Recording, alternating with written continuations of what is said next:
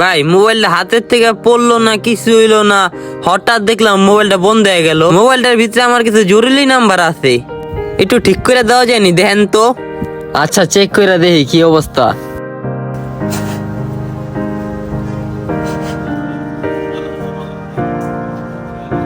ভাই, মোবাইলের তো মাদারবোর্ডের ভিতর থেকে সমস্যা দিছে।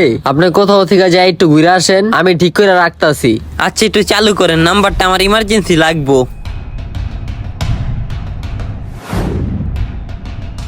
সেটটা চালু হয়েছিল? হ্যাঁ ভাই, এই যে ঝামেলা হয়েছে অনেক, কিন্তু ঠিক করে রাখছি।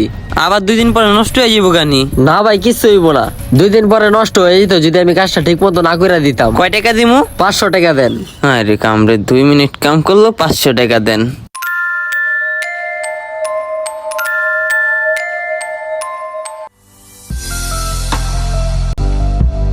হ্যালো। মা অ্যাক্সিডেন্ট করছে।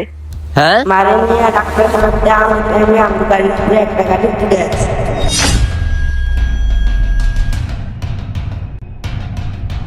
আচ্ছা আচ্ছা, আমি আইতাছি।